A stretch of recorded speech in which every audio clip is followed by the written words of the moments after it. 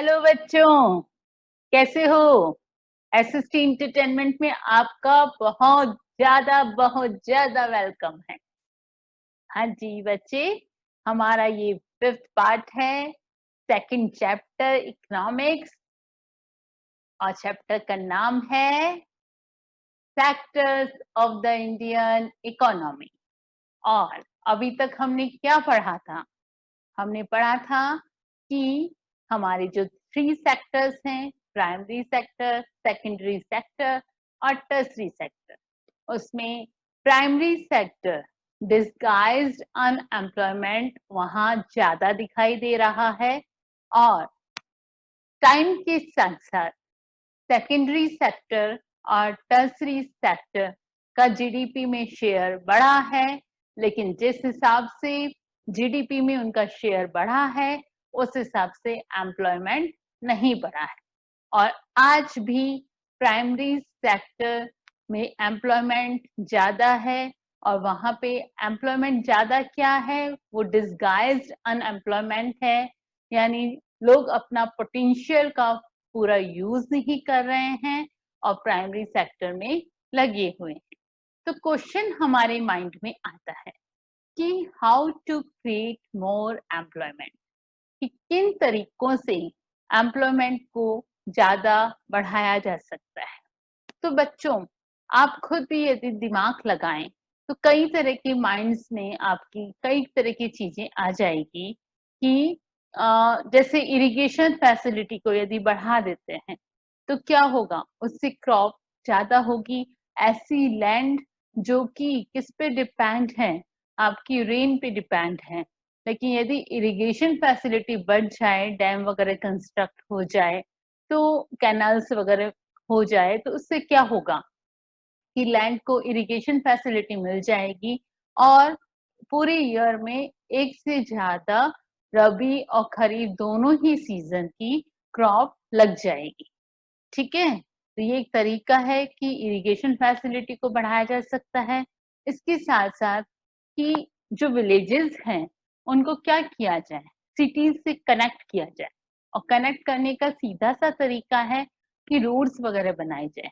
और जब रोड्स बनेगी, कंस्ट्रक्शन का काम चलेगा, तो उसमें भी काफी लोगों को एम्प्लॉयमेंट मिलेगा। ठीक है, और इसके साथ पे क्या होगा कि जो विलेज में जो फार्मर्स हैं, जो क्रॉप्स वो उगा रहे हैं, उनको इजीली वो सिटीज तक पहुंचा सकते हैं।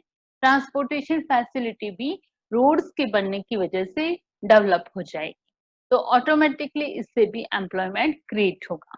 ठीक है, साथ में स्टोरेज वगैरह की फैसिलिटी बढ़ानी चाहिए, ताकि फार्मर्स को लगे कि यदि उसे अभी प्राइस सही नहीं मिल रही है तो वो अपनी क्रॉप को स्टोर करके रख सकता है, और ताकि इन फ्यूचर जब ज्यादा उसको कीमत मिले तब उसको वो सेल कर सकता है।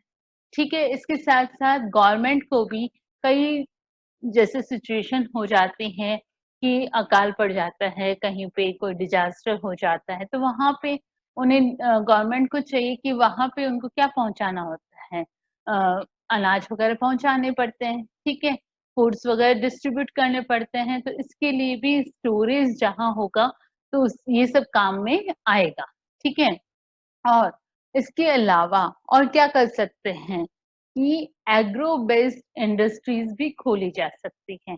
गांव में कुछ इस तरह की इंडस्ट्री खोल जाए जो कि एग्रो बेस्ड हो।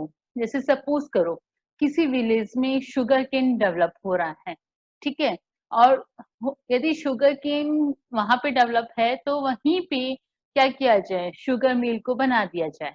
ठीक है, तो क्या होगा, शुगर केन इजीली वहां पे शुगर मिल तक पहुंच जाएगा, और शुगर मिल वहां होने से भी एम्प्लॉयमेंट क्रिएट होगा। ठीक है, इसी तरह से जैसे जो आपके फॉरेस्ट के पास में जो विलेज होते हैं, तो वहां पे Honey centre, Honey collection centre भी खोला जा सकता है। तो ये सब कई चीजें हैं जिससे क्या होगा कि हम जो है आपके रूरल एरियाज में एम्प्लॉयमेंट को क्रिएट कर सकते हैं।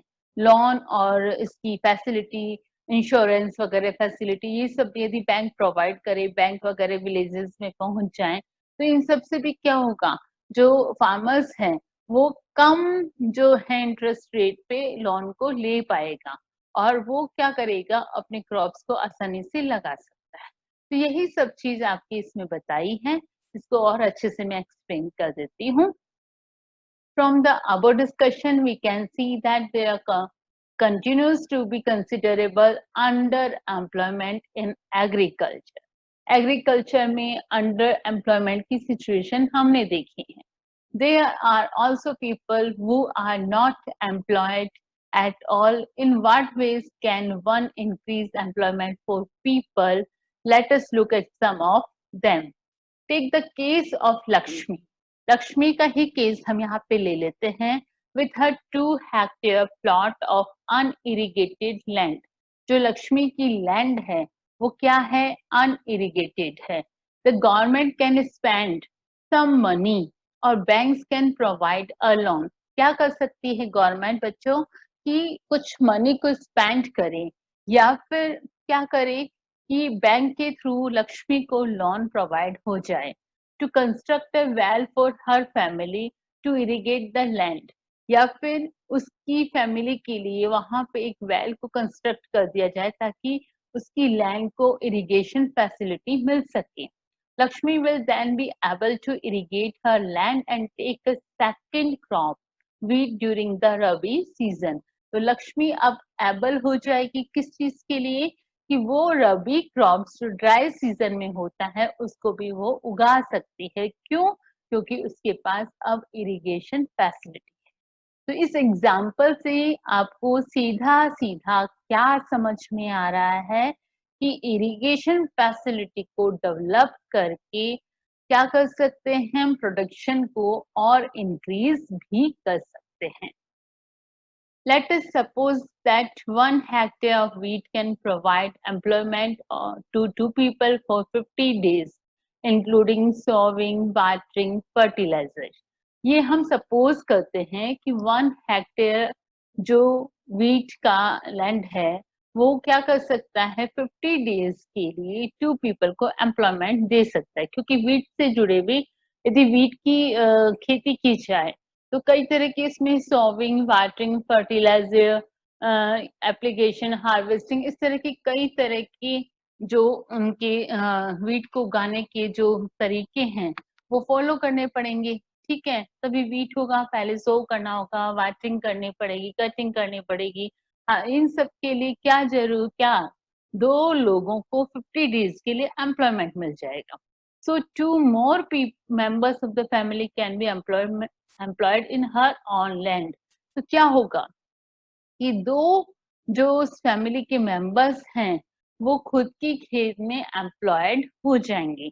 Now suppose a new dam is constructed and canals are dug to irrigate many such farms. अब मान लो कि न्यू डैम कंस्ट्रक्ट हो रहा है या कैनाल्स बन रही है इसी तरह के कुछ फार्म्स को इरिगेट करने के लिए. This could lead to a lot of employment generation within the agriculture sector itself, reducing the problem of underemployment. तो ये सब क्या है, ये क्या करेगा, अंडर एम्प्लॉयमेंट की प्रॉब्लम को रिड्यूस कर देगा. क्योंकि यदि डैम वगैरह कंस्ट्रक्ट होंगे तो उससे क्या होगा, काफी लोगों को वहां पे एम्प्लॉयमेंट मिल जाएगा. तो 2 आपको तरीके समझ में आ गए कि इरिगेशन फैसिलिटी को बढ़ा कर के डैम को कंस्ट्रक्ट करके भी हम एम्प्लॉयमेंट को इंक्रीज कर सकते हैं. Now, suppose Lakshmi and other farmers produce much more than before. They would also need to sell some of this. अब मान लेते हैं लक्ष्मी और इसी तरह के दूसरे फार्मर्स वो क्या कर रहे हैं, produce much more than before. क्योंकि इरिगेशन फैसिलिटी जब हो गई है तो वो पहले की तुलना में ज्यादा प्रोडक्शन कर पा रहे हैं. They would also need to sell some of this. For this, they may be required to transport their product to a nearby town. तो अब वो क्या करेंगे, वो उससे सेल करना चाहेंगे और इसके लिए उन्हें क्या जरूरत है, ट्रांसपोर्ट फैसिलिटी की नीड होगी ताकि वो आसपास के टाउन में जाकर के अपने क्रॉप्स को सेल कर सकें. If the government invests some money in transportation and storage of the crops, or makes better rural roads so that many trucks reach everywhere. Several farmers like Lakshmi, who now have access to water, can continue to grow and sell these crops. तो क्या होगा, government क्या करेगी, यदि transport facility develop कर दे, ठीक है, इसके साथ स्टोरेज ऑफ क्रॉप्स की फैसिलिटी भी वो डेवलप कर दे, साथ में क्या करें कि जो है रोड को कंस्ट्रक्ट कर दे, तो इन सब से क्या होगा, लक्ष्मी जैसे जो भी फार्मर्स हैं उनके लिए कितना इजी हो जाएगा कि वो अपने क्रॉप्स को पास के टाउन में जाकर के सेल कर सकते हैं, ठीक है।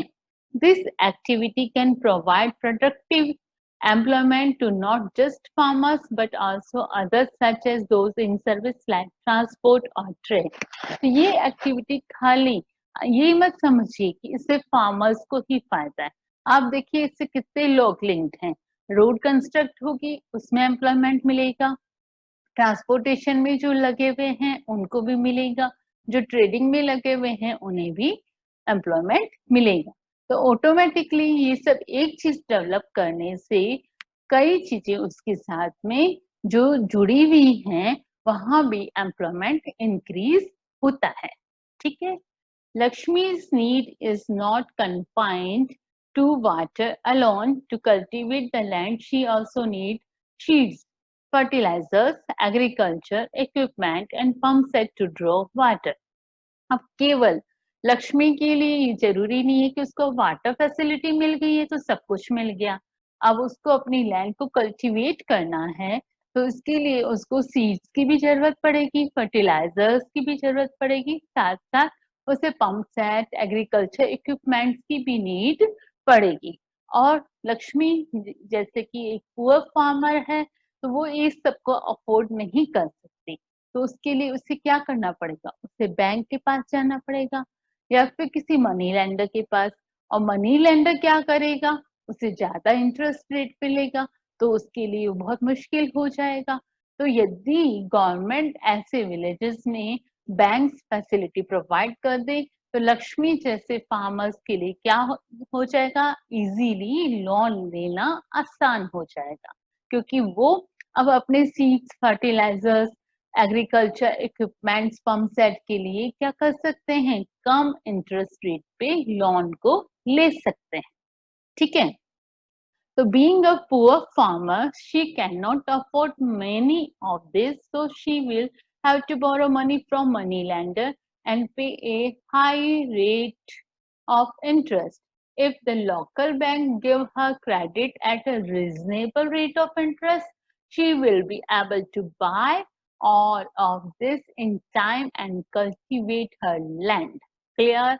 This means that along with water, we also need to provide cheap agriculture credit to the farmers for farming to improve. ठीक है, तो ये सब करने से क्या होगा, यदि बैंक फैसिलिटी सब मिल जाएगा तो पुअर फार्मर्स के लिए क्या हो जाएगा, आसान हो जाएगा, अपने जो कल्टीवेशन सिस्टम को वो और इम्प्रूव कर सकते हैं। अब सीड्स फर्टिलाइजर्स और एग्रीकल्चर इक्विपमेंट्स को वो खरीद सकते हैं, अपनी फार्मिंग को और इम्प्रूव कर सकते हैं।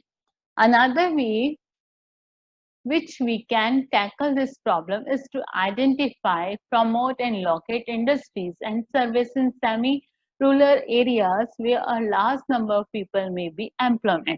इसके अलावा दूसरा क्या तरीका है बच्चों कि कुछ इंडस्ट्रीज को गांव में ही बना दिया जाए, ऐसी इंडस्ट्रीज जो किससे रिलेटेड है, एग्रीकल्चर से, यानी एग्रो बेस्ड इंडस्ट्रीज को यदि गांव में ही लगा दिया जाएगा तो उससे भी एम्प्लॉयमेंट बहुत ज्यादा इंक्रीज हो जाएगा।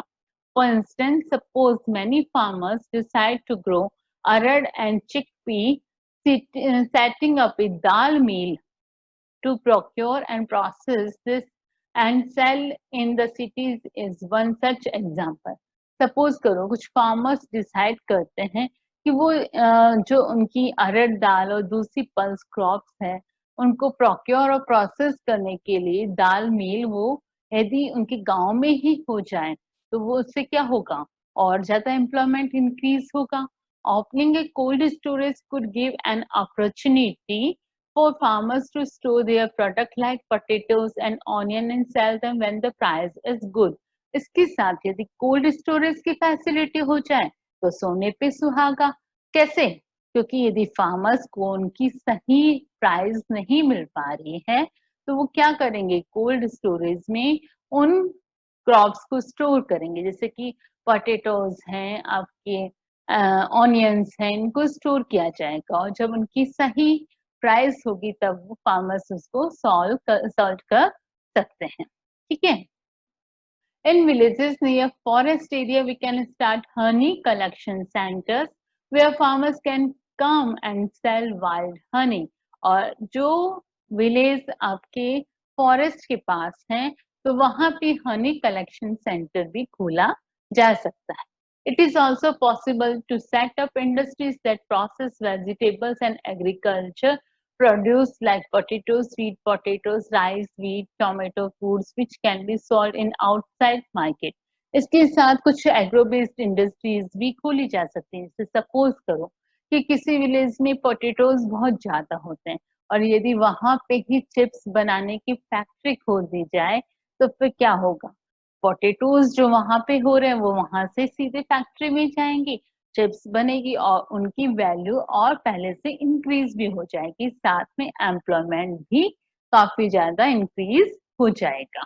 This will provide employment in industries located in semi-rural areas and not necessarily in large urban centers. तो ये सब तरीके हैं जिससे क्या होगा, सेमी रूरल एरियाज में आपका एम्प्लॉयमेंट आसानी से इंक्रीज हो सकता है। Do you know that in India about 60% of the population belong to the age group 5 to 29 years? Out of this, only about 51% are attending educational institution. India में 5 to 29 जो age group के हैं population, उसमें से 51% ही educational institutions को attend करते हैं। The rest are not, they may be at home or many of them may be working as child laborers. If these children are to attend school, we will require more building, more teachers and other staff. यदि educational facility को भी बढ़ा दिया जाए, क्योंकि एक education ऐसा चीज है जहाँ पे इन्वेस्टमेंट किया जाए तो उसका बहुत ज्यादा फर्क पड़ता है, उससे एम्प्लॉयमेंट भी इंक्रीज होगा, साथ में आपका क्या होगा, ह्यूमन रिसोर्स की स्किल भी बहुत ज्यादा इंक्रीज हो जाएगी। A study conducted by the erstwhile Planning Commission, not known as Niti Aayog, estimate that nearly 20 lakh jobs can be created in the education sector alone. इतनी बड़ी बात है कि एजुकेशनल सेक्टर 20 लाख जॉब्स को क्रिएट कर सकता है। ये प्लानिंग कमीशन ने ये एस्टिमेट किया है। ठीक है। Similarly, if we are to improve the health situations, we need many more doctors, nurses, health workers, etc. and work in rural areas. इसी के साथ क्या होगा, रूरल एरियाज में हेल्थ सिचुएशन को भी इंक्रीज कर दो, वहां पे डॉक्टर्स पहुंचे, नर्स पहुंचेंगे, हेल्थ वर्कर्स पहुंचेंगे, तो ये भी क्या है, एम्प्लॉयमेंट इंक्रीज होगा। ठीक है। These are some ways by which jobs would be created and we would also be able to address the important aspect of development talked about in chapter 1. तो ये बहुत तरीके हैं जिनसे क्या होगा, जॉब क्रिएट हो सकता है और जब जॉब क्रिएट होगा तो उससे क्या होगा, एक कंट्री को डेवलपमेंट करने में कितनी आसानी होगी। ये सब हमने डेवलपमेंट चैप्टर में भी बताया था कि डेवलपमेंट करने के लिए एम्प्लॉयमेंट होना भी बहुत जरूरी है। ठीक है। Every state or region has potential for increasing the income and employment for people in that area. It could be tourism or regional craft industry or new service like IT. इसके साथ आप देखो tourism, regional craft, IT, in services को भी increase करके job को create किया जा सकता है। Some of these would require proper planning and support from the government. For example, the same study by the Planning Commission says that if tourism as a sector is improved every year, we can give additional employment to more than 35 lakh people. आप देखिए सिर्फ tourism को ही increase करने से 35 lakh peoples को employment मिलता है। We must realise that some of the suggestion discussed above would take a long time to implement. ये काफी लंबा टाइम लेगा जो भी हमने डिस्कस किया है, बट ये सब करने से ही एम्प्लॉयमेंट इंक्रीज होगा। For the short term we need some quick measures, और शॉर्ट टर्म के लिए हमें कुछ क्विक मेजर्स करने पड़ेंगे। Recognizing this, the central government in India made a law implemented the right to work in about 625 cities district of the India. तुरंत काम करने के लिए क्या किया है, 625 डिस्ट्रिक्ट ऑफ इंडिया में राइट टू वर्क को इम्प्लीमेंट करने के लिए मनरेगा खोला है। मनरेगा क्या है भाई? मनरेगा है Mahatma Gandhi national rural employment guarantee act 2005, जो कि 2005 में बनाया गया था और इंडिया के 625 डिस्ट्रिक्ट में इसको लागू किया। Under the Manrega 2005, all those who are able to and are in need of work in rural area are guaranteed 100 days of employment in a year by the government. MNREGA में क्या बताया है कि जो लोग कैपेबल हैं, जिन्हें वर्क की नीड है रूरल एरियाज में, उनको 100 डेज के लिए एम्प्लॉयमेंट मिलेगा गवर्नमेंट की तरफ से। If the government phase in its duty to provide employment, it will give under employment allowance to the people. यदि गवर्नमेंट नहीं दे पाती है ऐसा, तो उनको अंडर एम्प्लॉयमेंट अलाउंस भी देना पड़ेगा।